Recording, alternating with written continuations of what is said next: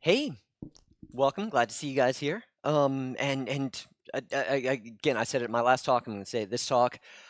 One more round of applause for the Orga crew, the tech crew, all the guys who are making it happen because it's been great, right?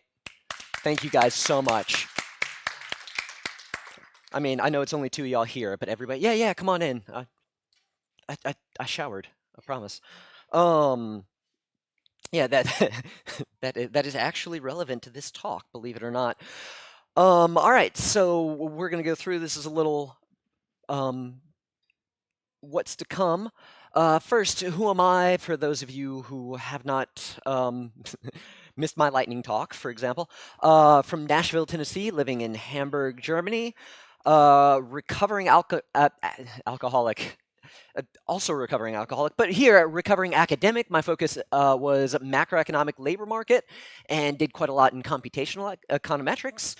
I'm also a recovering English teacher. I'm really good at English. Not so good at other languages.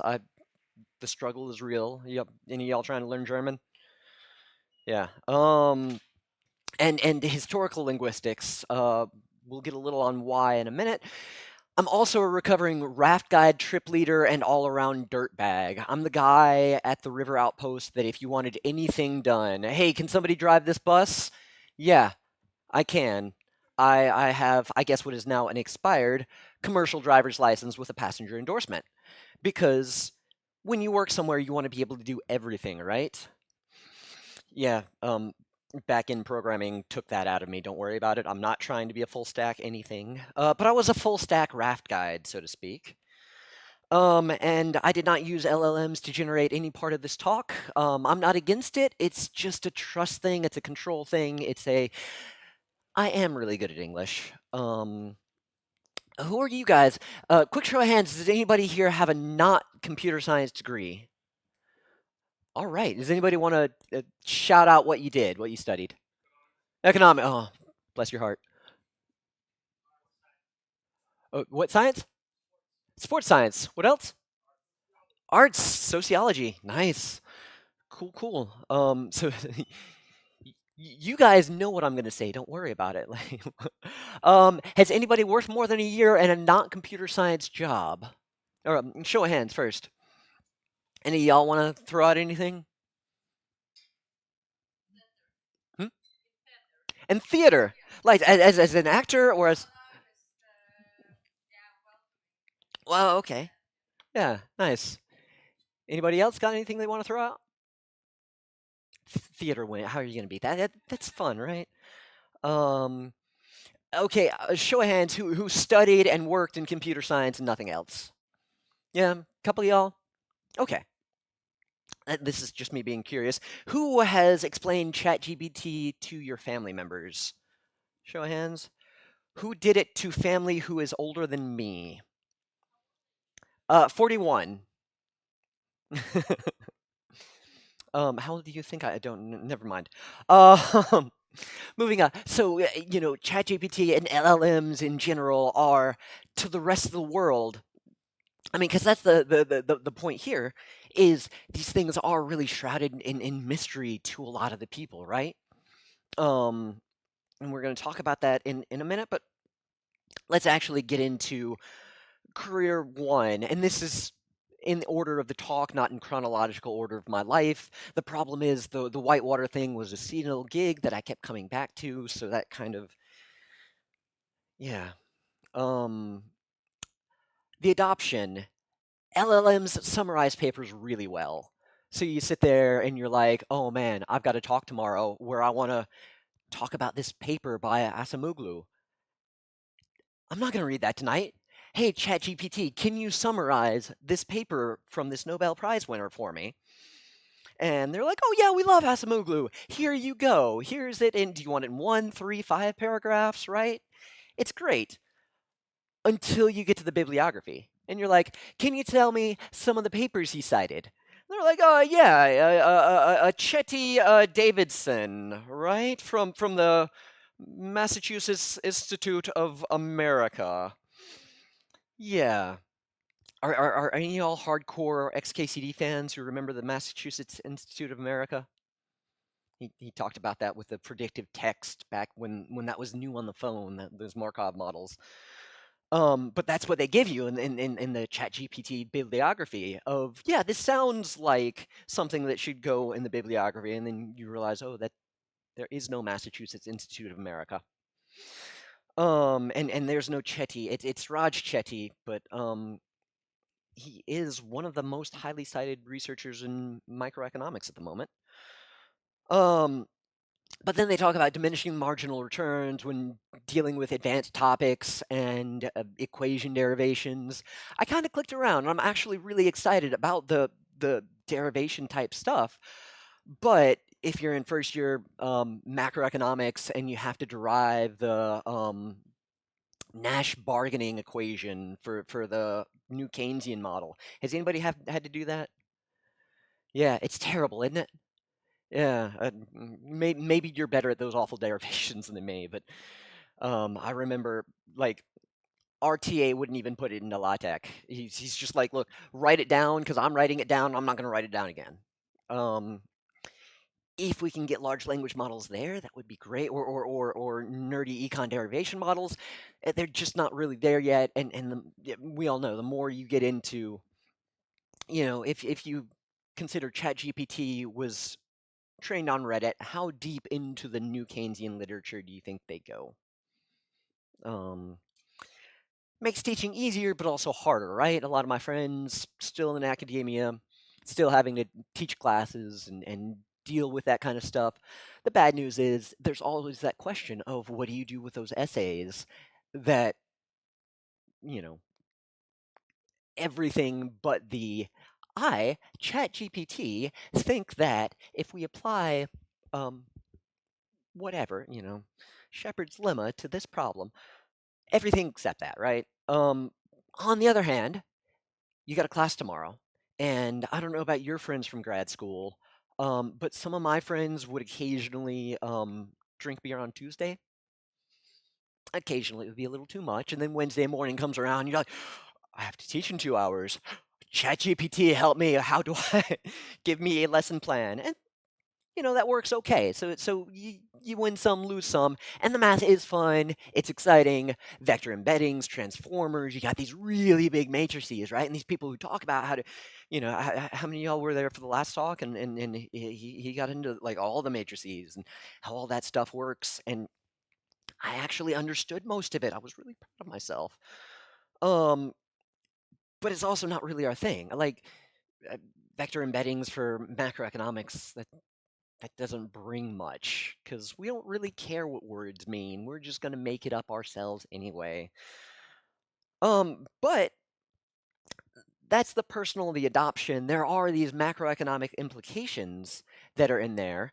And oh, yeah, hey, there's this guy, Daran Acemoglu, from MIT. That is the Massachusetts Institute of Technology, not of America. And he is a Nobel Prize winner. But this is my hipster moment.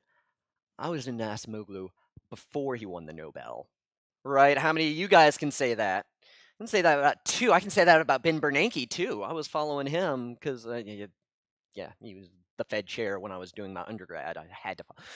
Point is, I got econ cred, right?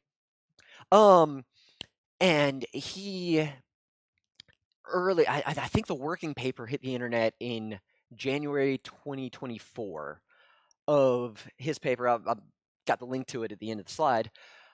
On the macroeconomics of AI.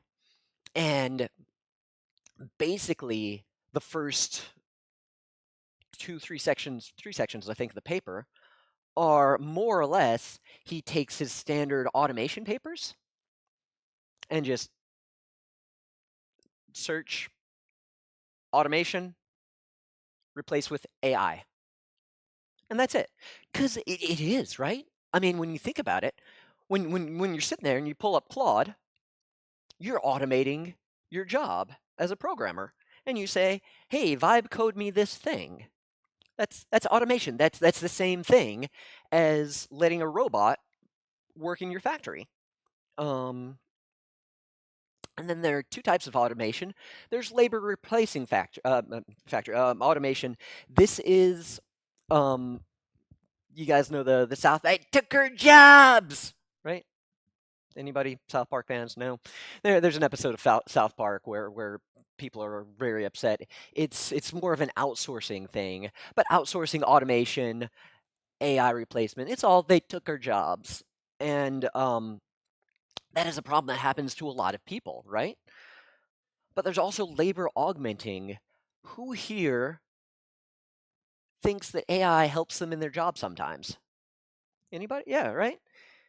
Maybe some things, maybe not other things, but this is always so with these things they're too. Yeah, we might need fewer programmers, but the programmers we have will be better programmers, is the idea. And I've heard some people questioning that, but we feel better about it, and I'm just going to take it at face value. Um, but here's the kicker, and fairness, this is 2024 data with a whole lot of maybe adjustment.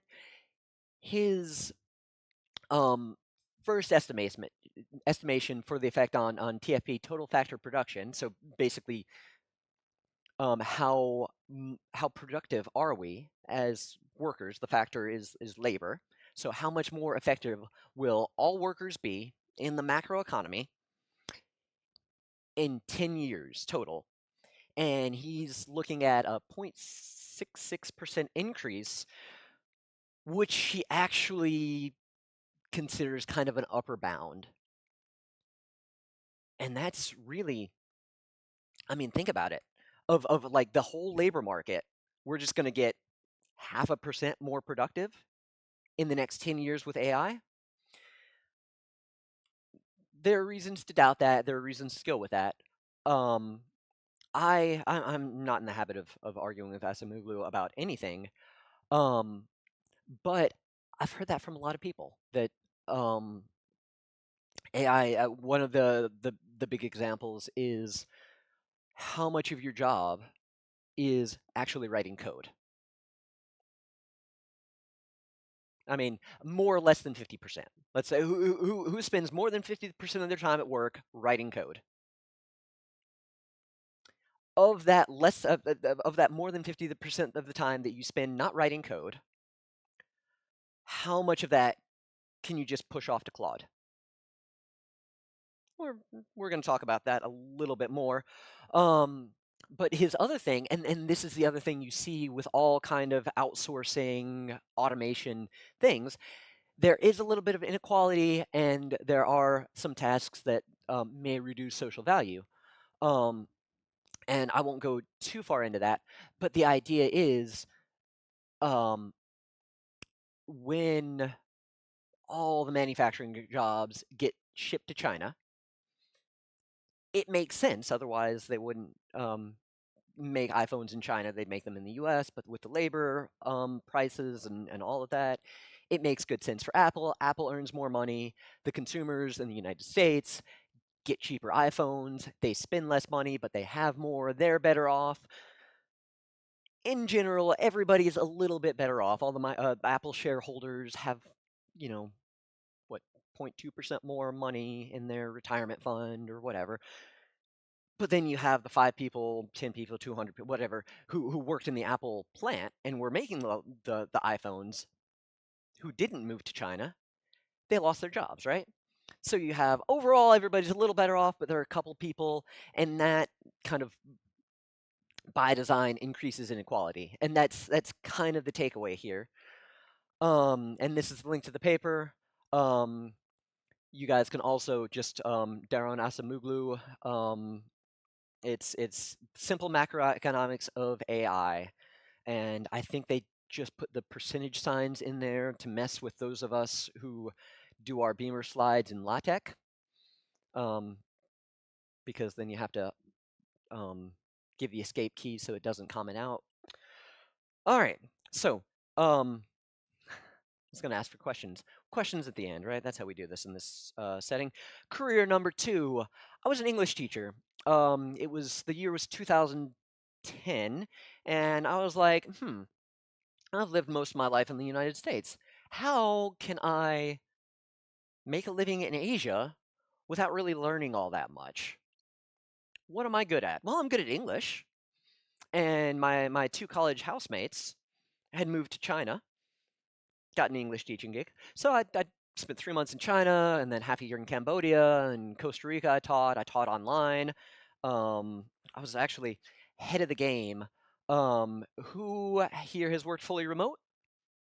Hands before 2020? No, just me. This is 2013, 2014. I was fully remote. It was wild. So that part of the pandemic, I was like, okay, I got this. So the general thoughts from English and linguistics. Let's talk about morphology, tokenization, right?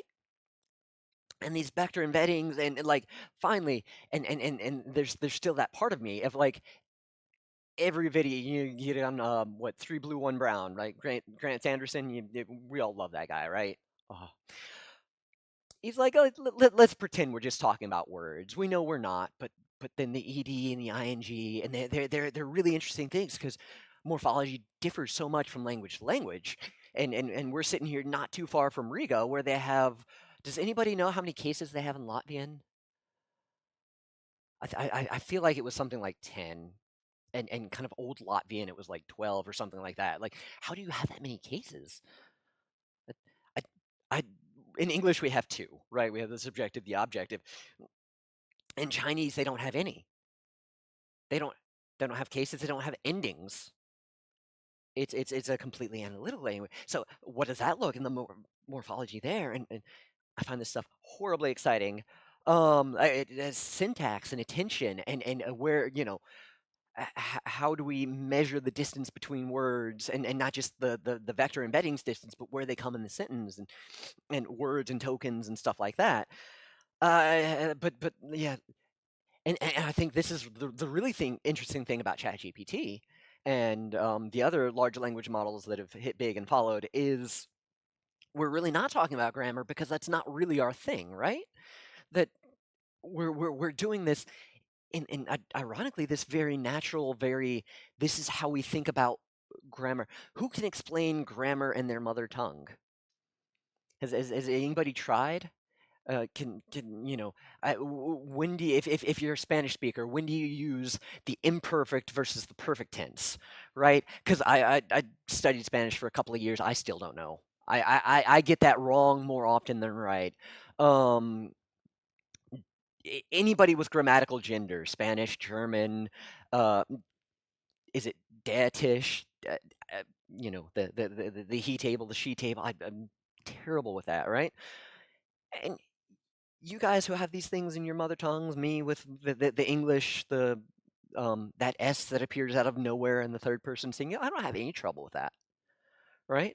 Because I learned it like ChatGPT. I just had this huge test set of parents and teachers and family members and everybody else saying when I say he go to lunch, he goes to lunch, he goes to lunch, and then it was done, and now I have that third person S automatically, and that's how ChatGPT did grammar and yeah.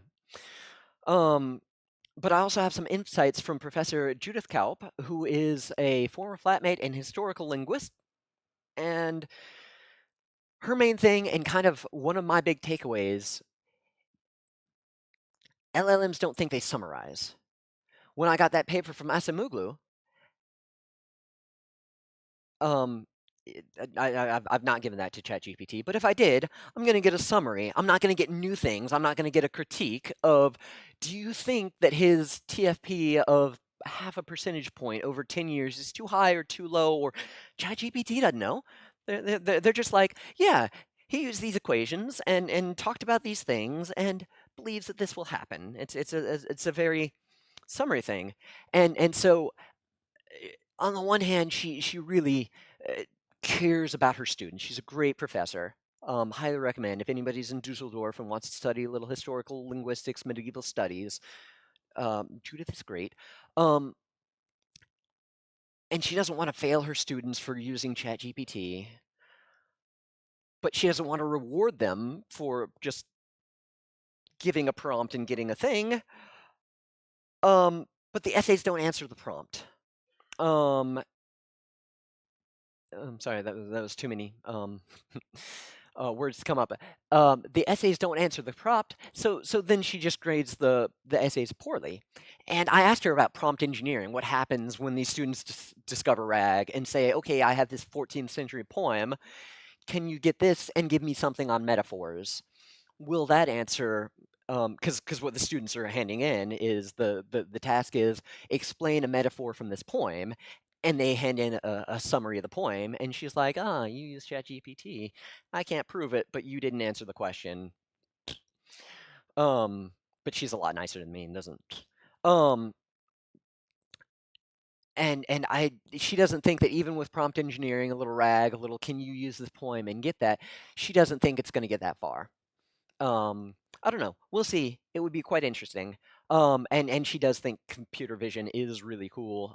Transcribus, I would say transcribus. I would use the Latin ending pronunciation. Is what they're doing for transcribing middle-aged texts. So if anybody is into computer vision, but I'm saving the and the thing about whitewater rafting is it's kind of obvious that um well let's talk about it. What was the job? The job was this. This is me. And I swear there are people in that boat because to get that deep in the wave, you need some weight. So I kind of went around to who wants to be my dead weight in the front of no, that's they paid me. And they paid me even though I was not always the best at my job. Um, this is me. Oh, it's a different helmet, but it's the same life jacket. And it's a place where people expected that. You see the people in the background watching. It looks like one is even taking a picture. And I know what you're asking, James, did you die? I did not. But everybody else had a nice swim. I believe this is the same set. This is old pictures. You can tell it's an old picture because I have muscles in this picture that are not there anymore. Trust me. But actually, this was kind of the standard day at the office. And what you can see is two different color rafts. That is actually three different rafting companies. And so when you're the trip leader, you're sitting in the back of the boat. And yeah, it's ChatGPT has that problem of, yeah, I hate that 3D stuff. It gives me a headache. This excuse can get you out of just about anything, right? This is xkcd.com/880. Um, and large language models live in a 2D world. And I know you guys are talking about the vector embeddings have hundreds of dimensions, but really the output is it's text. So they're a large language model can't do that, right?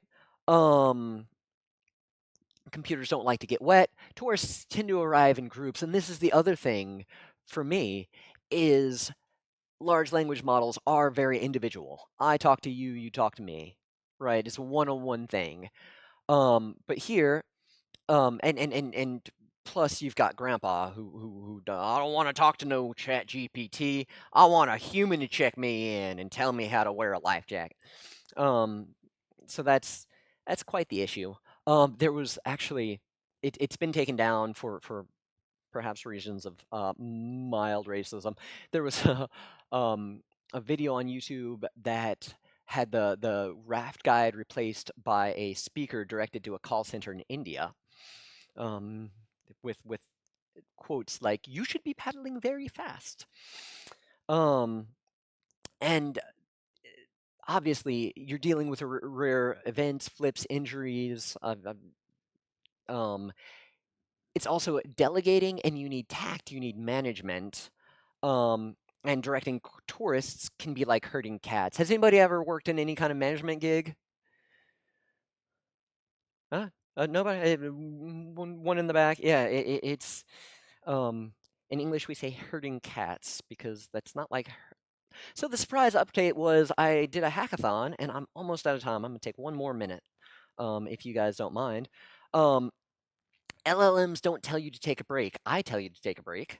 I actually demanded that one of my coworkers for that project go outside, take a walk, take at least 5 minutes. And she tried to fight me, and I'm like, because we have to be done by tomorrow. Like, you are not good right now. come back in 5. LLMs don't give you chocolate. I brought chocolate to that for supporting my clients. When I was working on the river, it was a cereal bar and a bottle of water. And the bottle of water I didn't need too often. That was only for like severe dehydration. Those cereal bars, I gave out one almost every day if I didn't eat it myself. On the other hand, LLMs don't get hangry. Have you ever queried Gemini and it said, "I'll do that when I'm ready"? And it's very polite. It's very so. There are some good things, bad things from the management side, but it really is a lot about taking people's group dynamics and personal. We send those signals, taking that into account. Anyway, thanks for listening. Hope you guys learned something. This is me on LinkedIn, and enjoy the rest of the day.